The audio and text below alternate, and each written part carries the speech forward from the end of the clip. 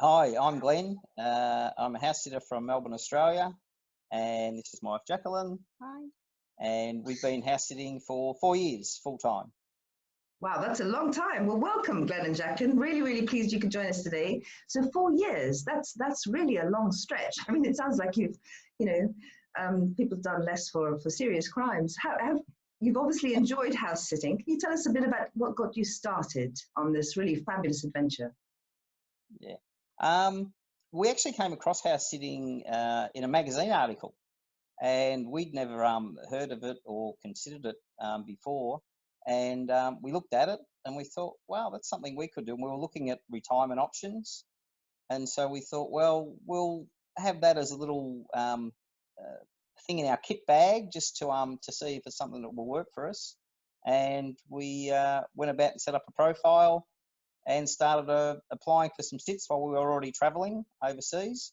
It took us a little while, but we eventually got our first one in December 2015 in Thailand, which is where we were at the time.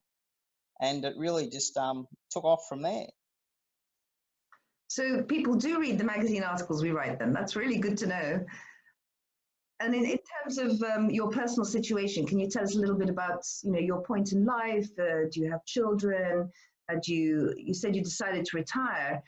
Had you traveled before retirement? What kind of led you to the point that this might be a good idea? I know magazine articles can be very persuasive, but is there anything in particular within you that thought, I need to do more, we need to see more? Was there anything that sort of tipped you over there? Yeah. Glenn had been wanting to retire for a number of years, and it was a matter of finding the right time and the right concept. We were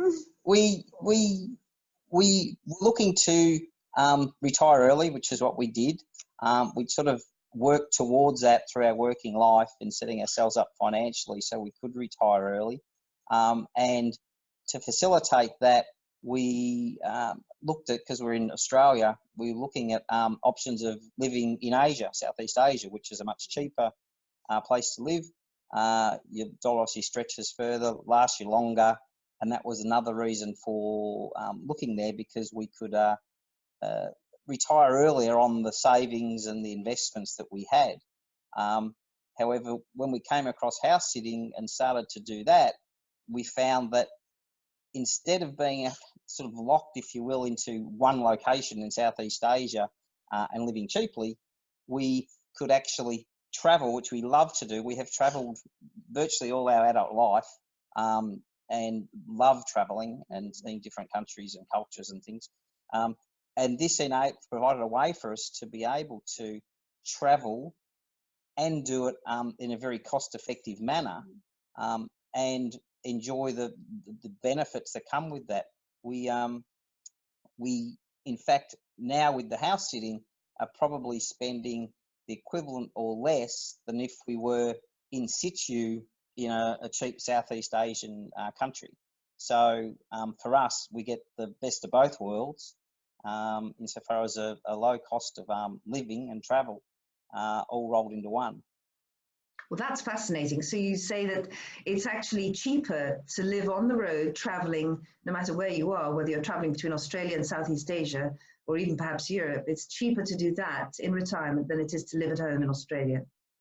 Oh, absolutely. It's much cheaper. For the first few years we've done this, we've kept a pretty close eye on our finances, and we probably do this for about 2/3 of the cost of what it costs us to live at home in Australia. And that's traveling all over the world and just, having a ball, basically, and enjoying primarily Europe. We sit in Asia and Europe and the UK, and we have been over to Mexico too. So we're not actually staying in cheap countries per se. I mean, Europe can be expensive, as can the UK. But even given that, we're still finding it a very economical way for us to enjoy our early retirement. Well, and it sounds like you really are enjoying it. I mean, it sounds like you've kind of thrown everything into it, and goodness, you're traveling a wide area within the world. I mean, different hemispheres. It's really exciting to hear you say that. Was there anything in particular in your domestic life before that you think prepared you?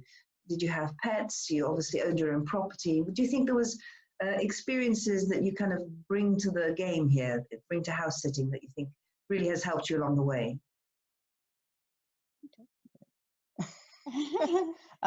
Yeah, I think so. I mean, you know, as you say, we've had our home, we've had pets ourselves. I think that gives us not necessarily a unique advantage in any shape or form, but having experience with having owned pets before, that does at least give you a mindset of how homeowners may be. We have, in fact, while we were on our sort of travels and starting to look at a house thing, we in fact had to advertise our own property. Circumstances changed to get house sitters in to look after our pet dog that our son was caring for, and then he had to go away.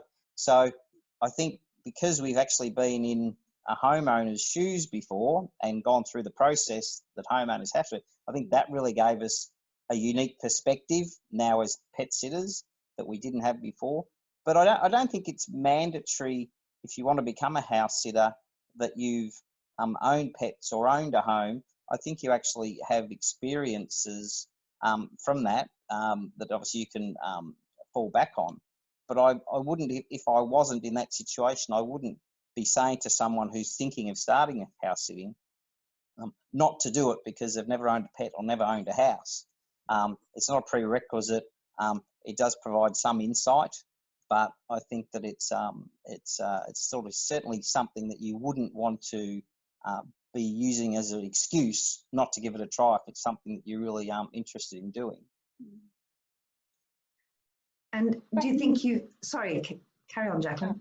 But I was going to say, you need to genuinely love pets, because you're going to be spending a lot of time around animals, and you need to have a genuine care for pets. You can't fake it. The animals will know, and the owners will know that as well. And pets are number one, but number two is the home. So you need to respect the home that you're living in, and you need to be a clean and tidy person.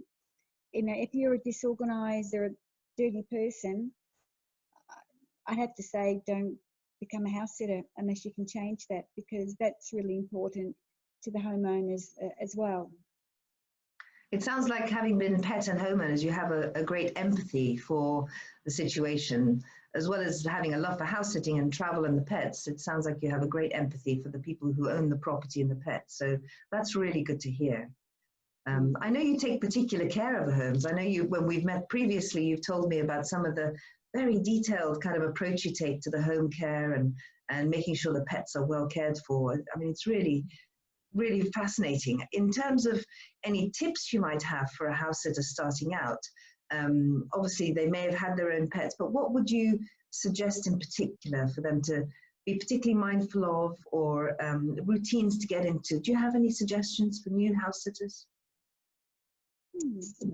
I think it's really important, I think, to put yourself, you know, reverse the roles, put yourself into the role of the homeowner, and think you're having strangers come into your house, and you want them to feel as comfortable with that scenario as possible.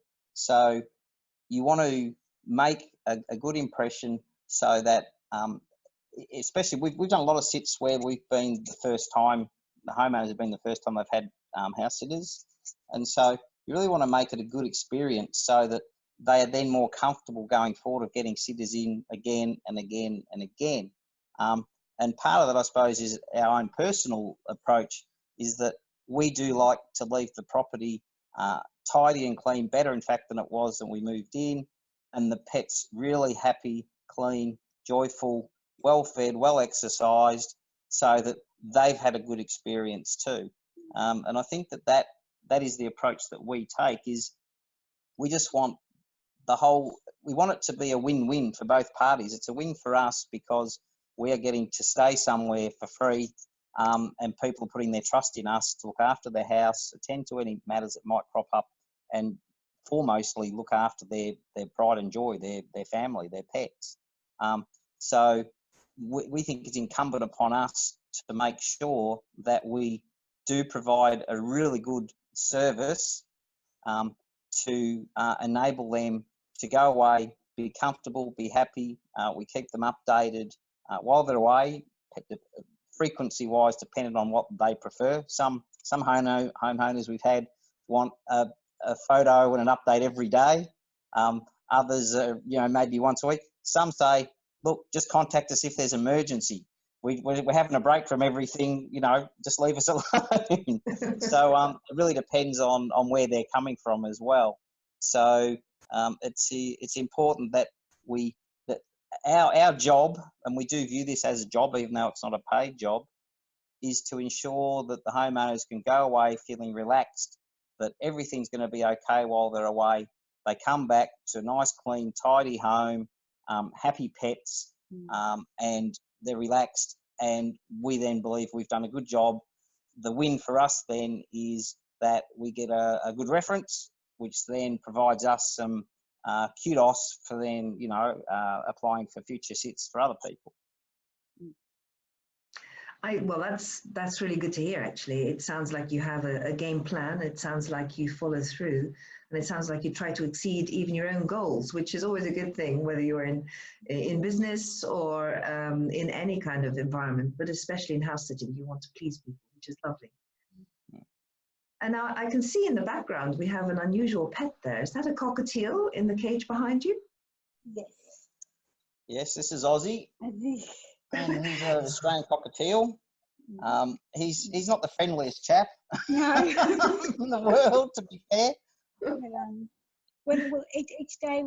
Each morning when I change his water and feed, I've got like a thick jumper and I put my hand in it and he's squawking and he's biting my jumper. So yeah. So yeah. But he's probably maybe the most aggressive pet we've ever had to care for, because all the dogs and cats and chickens and livestock that we've cared for have all been just really good, really wonderful. Yeah, really friendly. So he's challenging. Yeah, but I think that's another important thing too, if people are starting out, is to make sure before they go ahead with the sit that they make sure that they've spoken with the homeowners and found out a bit more about the pets, before they arrived, and to ask any questions they might have about whether the animals are aggressive or they have particular idiosyncrasies or places they don't like being touched, or how are they with other people and other animals. That's really important to understand before you accept an assignment, because you don't want to get there and find that you've got a dog or an animal that is not sort of not easy to handle, but has those tendencies. Well, they sound like some very good tips there. Thank you very much for that. And is there anywhere in the world that you would like to go house sitting that you've not yet been to visit? Oh. There's still lots of countries we want to visit. Yeah. But I think we take the view of we take the approach that we have like for instance, we go to Europe in the summer. We don't have a particular country or location penciled in, because in our early days when we tried to focus in on a particular city in a country at a particular time of year, we just ended up disappointing ourselves, because it doesn't work like that. So we now go on the basis of we'll see what sits crop up, and if it looks of interest to us, the location, the pets, the duration, the time of year, then we'll sort of put in an application. So that makes it a little bit more dynamic for us, because we just go where an opportunity might present. And a classic example is with HouseSit Match. We've just applied and we're having a video with some people for a house sit in southern Spain. It's in a general area we've been before, but not this particular town. So we thought, well, we like Spain. We'll have a look at that and see if that works out. So whilst there's still plenty of countries, I mean, I'm really keen to go to South America, which has got some house sitting opportunities, not as extensive as other parts of the world. Then we'll see what happens there. But I don't think Jacqueline's quite as keen on South America as myself. I love that idea of sort of a house sitting radar. So you set a calendar sort of approach where within a particular period of the year you want to go to a particular region, and then you see what opportunities come up, and you sort of start your checklist of, well, that would be really ideal, but nearby would be great too. I think that's actually a great tip. So when you're starting out, be flexible in your approach and kind of zone in on particular areas of the world. If you are traveling the world, not everybody is, of course, and then just begin to home in on what opportunities, and obviously look for a different variety of sources of house sitting. It sounds like that's what you're recommending. Yeah. We I think you hit on something really important there. Flexibility is, I think, key to being successful. If you want to do this as a full-time type scenario. Now, whether that's full-time in one country, in your city, around the world, things change, circumstances change. Not everything goes to plan all the time, just like life. So you do have to be flexible. And if you are a flexible couple or individual, or have that approach, then I think that'll go a long way to you being more successful and more happy, because there's nothing worse than thinking I'm going to do A, B, C, D, and then something doesn't work, then it has a knock-on effect to other things, and then your plan all falls apart. But if you're flexible and you work on the basis, well, stuff happens, then you just have to react and find a plan B. A lot of people are talking at the moment about plan Bs and Cs with coronavirus and other things like that. I think our plan B is we'll work that out when it happens, because there are so many opportunities out there, and if you are flexible and you have got the means to travel, and to be honest, European travel is so affordable with the low-cost airlines and the infrastructure with the trains and the bus networks.